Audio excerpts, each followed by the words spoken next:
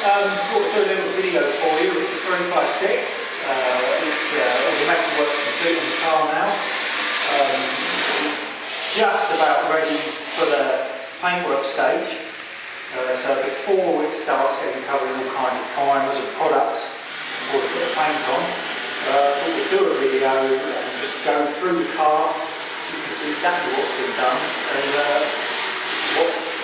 what exactly has been done and where it's been welded. So to start off on the front end of the car, all original wings and front panel, but it have had some accident damage on this side. So the front wing's been carefully cut off. This is where the clean area is. It's been cut up through here, round through here, and down the front, and that panel's been removed so you can access the inner wing underneath. Now the inner wing underneath was quite badly beaten in from where it had this accident damage. So the inner wing's been repaired on the inside of the car. And then it's been carefully panel beated out up on the inside of this inner wing, still retaining the original inner wing, because like I said from day one, we wanted to retain as much originality on this car as possible. So it's all been repaired up through in there. And then the original wing has been reworked, it's been repaired around the headlight bulb. All of this has been remanufactured and welded in.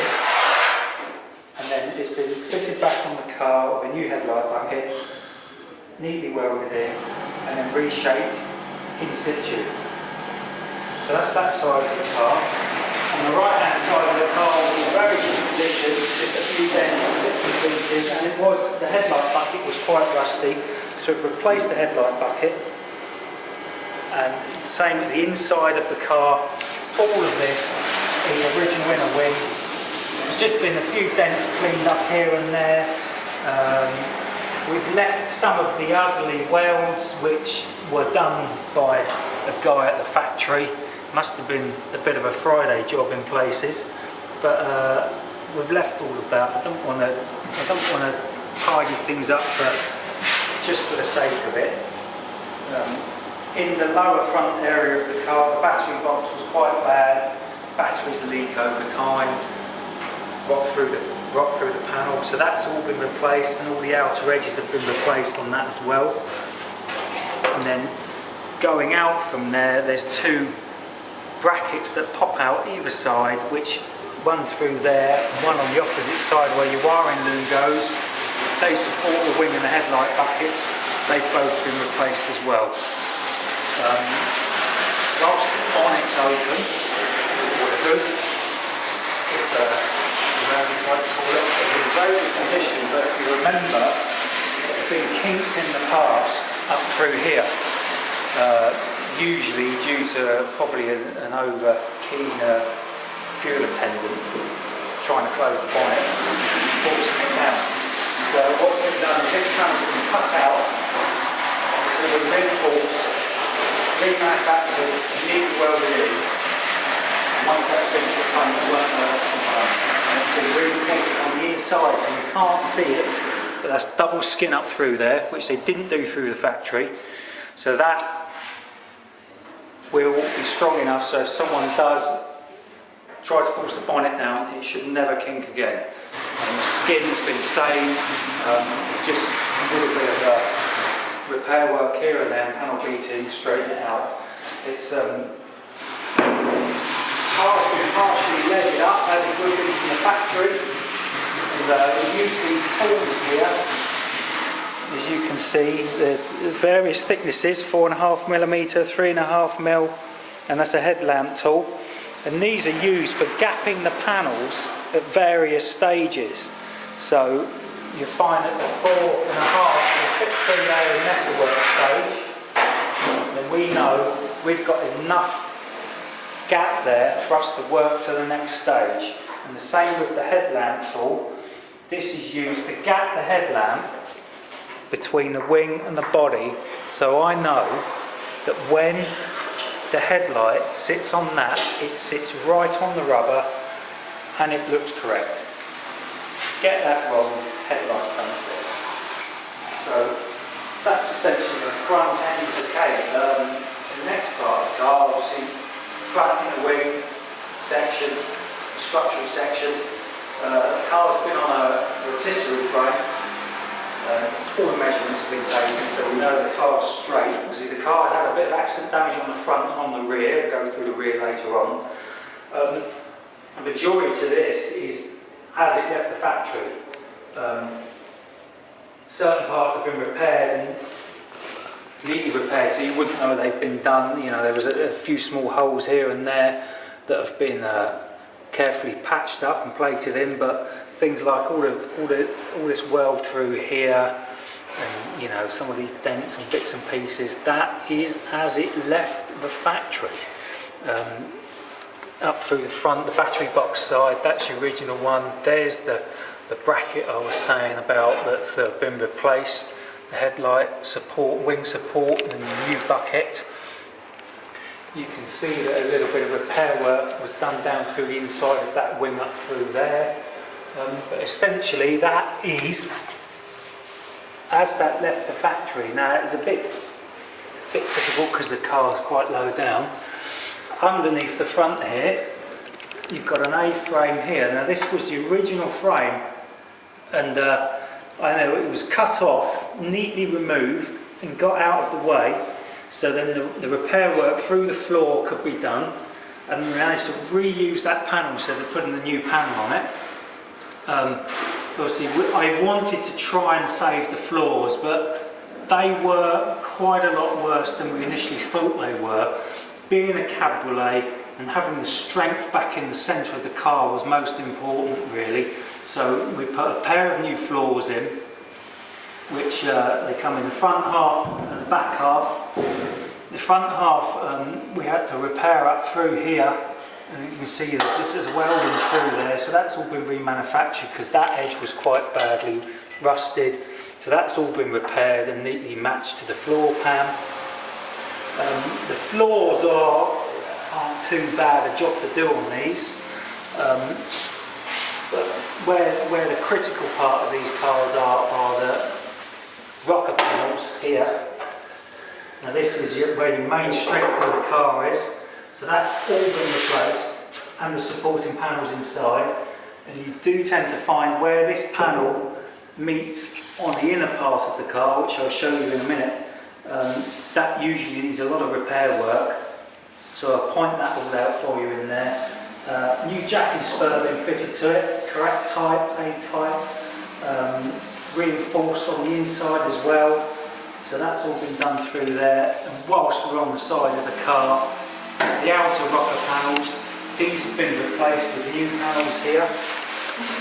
So it's your original wing down to about here, new panel letting right way through down the side of the car. Joints leaded over as it should be. On the back you can see it's overlapped and spot welded as it was from the factory. So we tried to do this exactly as it was done from day one. And the doors needed quite a bit of work. A lot of people tend to put a full skin on and have them made up. And what we decided to do on this, because it was so good on the top part of the store, same the other side, what's happened is we had a bottom skin made up for it, made on site, and it's been carefully welded in through here, panel beated out. Essentially the door is the first part of the car you repair on one of these 356s, and then you build the body away from it. So this would have been done first, the other door done the other side, and then panels would have been built out from there. That's the way you can gap them up and get them fitting quite neatly. All the original lead is still in the door. You didn't want to take the original lead out. It's sound. A lot of people like to take the lead out. To be quite honest, it's in such good sound condition, and the gaps are still nice and crisp. You can see 3.5mm gap as per the factory. With a bit of paint and primer on there, it'll be about 3mm, which is what it was from new. You can see that's original lead in there, original lead up through here. You can see just the rough finish. That's as it came out of the factory, and we didn't want to lose that, to be quite honest. And the same on the rear part of the door, and the door shut. The door shuts usually get replaced on these cars. Same thing again when we've decided to repair it where necessary and retain as much of the original shape as possible. So the bottom half's been repaired, the door sill has been neatly finished into it, and then from about here up it's original factory lead, originally how it was shaped from new. To recreate that is a lot of effort, and for the sake of melting it out it would be pointless to, so we've left that all in place. On the inside of the door, as you see where the skin's gone in through there. It's had a new door bottom, a new repair work through the inside of the door to match up. I should think, just trying to see, it probably had a couple of these pieces put in here and there just to make sure that there's no rust in it. They usually go through the bottom here, but it's all been put back as it left the factory. Absolutely perfect. See the new door shut where it's been let in, and the new rocker panel carefully welded in as it would have been from new and spot welded through there, reinforcing panel through here. Silly little things, door hinges back in place with the correct 14mm headed bolts, top and bottom, correctly shimmed. We know it's ready to roll for the next stage. Okay, inside of the car. First of all, I was just explaining underneath about where the floor pans sit, and need quite a bit of work around the edges. So what you've got, this is the floor pan being replaced up to here, and there's a piece of steel. The steel runs like an L shape right around the outside of this car, and the floor pans sit on it. And this is a common place for them to rust out. So when the floors were cut out, all of this would have been checked. Anything that needed replacing would have been replaced underneath this little piece here, right the way through. The front part's been repaired and replaced up through here. It's got new pedal board supports fitted. Pedal boards have been in, been correctly gapped to know exactly that they sit right, and gone right the way around the outside of the car. It's correctly spot welded in place with a few welds here and there just to locate it as it would have been done by the factory. All of this ugliness here, which looks like a horrendous mess, is as it left the Porsche factory. That's how they were pressed out. They look terrible, but that's how they were done. Same with some of the welding. Some of it looks a real mess, but this is exactly little bits like this. That is exactly how it was done from the factory. And we could straighten this all out and clean it all up, but there's absolutely no point. This is exactly how it was done. So also when the floors are off, all the pipe work was checked through the car. So you've got the heater pipes, the clutch pipes, the handbrake cable pipes, all of that's checked and made sure that's sat back in place. This panel through the back here, you can't really see it, there's a reinforced panel through there. So there's two layers of metal. One of the layer on the outside is quite thick. That has been replaced where needed, and you can probably see there's a couple of dimples there. From the factory, what would have happened, they would have drilled through there and put a hoop in, and that's where your seat belts would have mounted. So we were speaking about putting seat belts in this, retrofitting. That panel there is the best place to fit your seat belt through on the base because it's already pre-reinforced from the factory.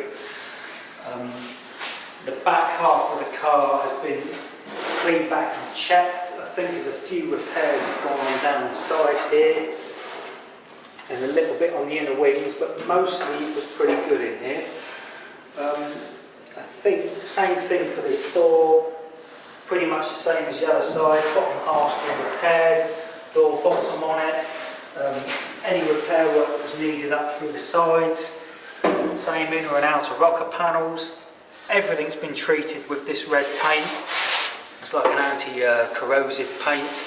A lot of it will come off the outer skin before the paintwork stage, but all the inside of this has all been painted in this, so it will not corrode. Once it's finished, we will wax oil it all for you and make sure that it is going to be rust free for many, many years to come. Dashboard is all original as it left the factory. Nothing really to write home about that, that's all as it was. We'll go body colour, obviously. And I think that's about all. Actually, whilst I'm here, brought the roof up. Very important on a cabaret to make sure the roof sits and clips into place at this stage. Don't want to paint the car, put the roof on it and find it doesn't fit, especially with all the repair work that's gone through the middle where the strength is. So the roof's been up, it's been adjusted, so in theory the roof should, no, it needs re-trimming, should flip over, locate in place, it says, and sit in place. So we know that that roof now fits this body shelf, and in the next stages of the paintwork that we can be confident in the fact that we do all the paintwork and all the up to the next stage, and when this car rolls out in paint, the car goes off to the trimmer to have the roof done, we know it fits. Back end of the car. As we know, it had suffered a bit of accident damage on the front and the rear. Now, at some point in the past, it's been hit quite hard in this corner.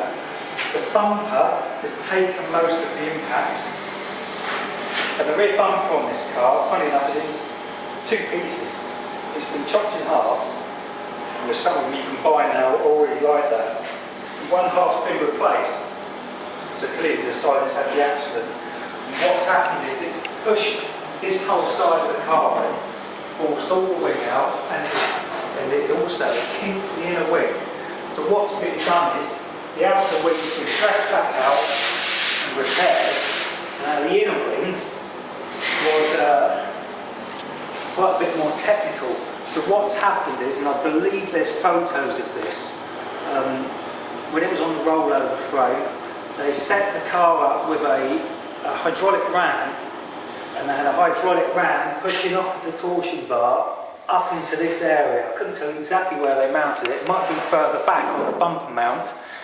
And then they put pressure on that ram, and then they heated up the area because there was a huge kink through here where the accident had forced all this panel up through here, and they pressurised on the ram, pushing this all out whilst heating this up with the oxyacetylene torch, completely removed the kink out the side of this car. It worked an absolute treat.